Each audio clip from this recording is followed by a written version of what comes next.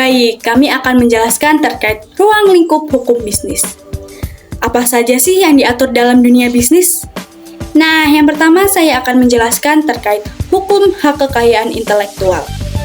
Apa yang dimaksud hak kekayaan intelektual? Hak kekayaan intelektual merupakan hak yang diberikan kepada hasil olah pikir manusia dalam menciptakan produk, jasa, ataupun proses yang berguna untuk masyarakat. Dalam haki, objek yang dilindungi adalah karya-karya yang dihasilkan oleh kemampuan intelektual manusia. Konsep haki didasarkan pada pemikiran bahwa karya intelektual memerlukan pengorbanan waktu, tenaga, dan biaya, sehingga perlu adanya penghargaan dan perlindungan hukum bagi kekayaan intelektual tersebut. Nah, beberapa peraturan perundang-undangan terkait haki, diantaranya yang pertama adalah Undang-Undang Nomor 28 Tahun 2014 tentang Hak Cipta. Hal ini mengatur tentang hak cipta atas karya seni, sastra, dan ilmu pengetahuan.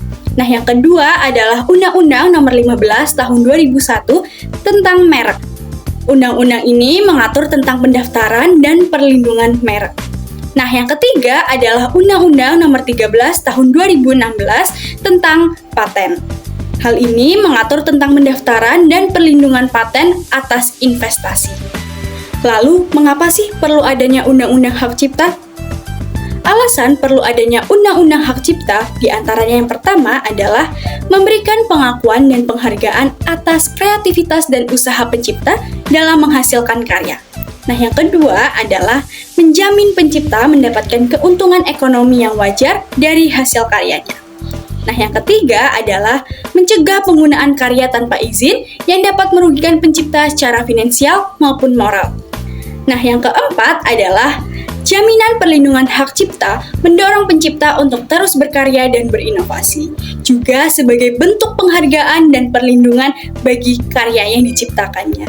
Nah, selanjutnya yaitu alasan perlu adanya undang-undang merek.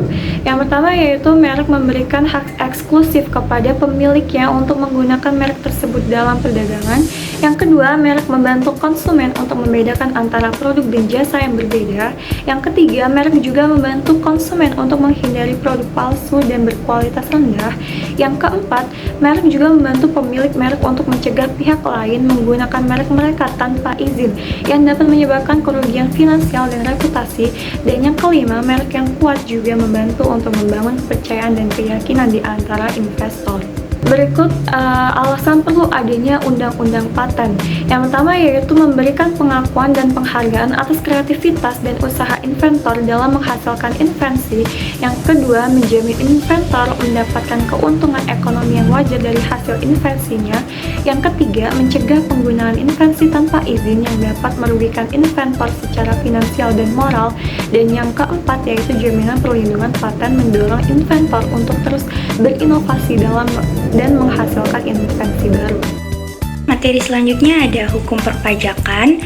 Menurut Undang-Undang Nomor 11 Tahun 1994 tentang pajak penambahan nilai atau PPN dan pajak penjualan atas barang mewah atau PPNBM, mengatur tentang pengenaan pajak atas konsumsi barang dan juga jasa. Kenapa diperlukan adanya undang-undang yang mengatur PPN dan PPNBM, yaitu untuk mendukung pendapatan negara, mewujudkan keadilan dan pemerataan, dan yang terakhir untuk mengendalikan konsumsi barang mewah. Selanjutnya ada Peraturan Pemerintah Nomor 86 Tahun 2019 tentang Keamanan Pangan.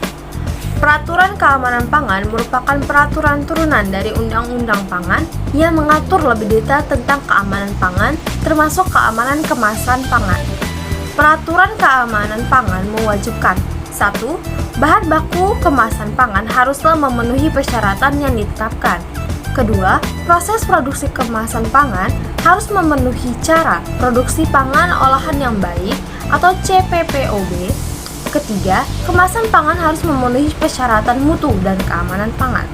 Keempat, kemasan pangan haruslah dicetak dengan label yang jelas dan benar.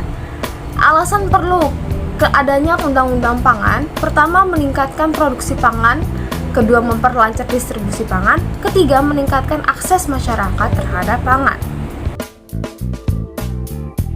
Peraturan Pemerintah Nomor 86 Tahun 2019 tentang Keamanan Pangan atau PP Pangan merupakan peraturan turunan dari Undang-Undang Pangan yang mengatur lebih detail tentang keamanan pangan, termasuk keamanan kemasan pangan.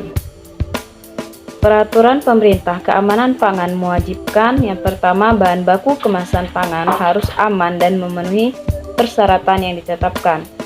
Yang kedua, proses produksi kemasan pangan harus memenuhi cara produksi pangan olahan yang baik atau CPPOB.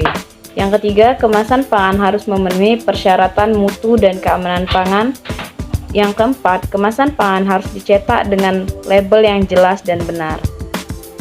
Alasan perlu adanya peraturan pemerintah tentang pangan yaitu yang pertama, menetapkan standar keamanan pangan, yang kedua, melakukan pengawasan terhadap produksi dan distribusi pangan, yang ketiga, memastikan bahwa produk pangan Indonesia memenuhi standar keamanan pangan.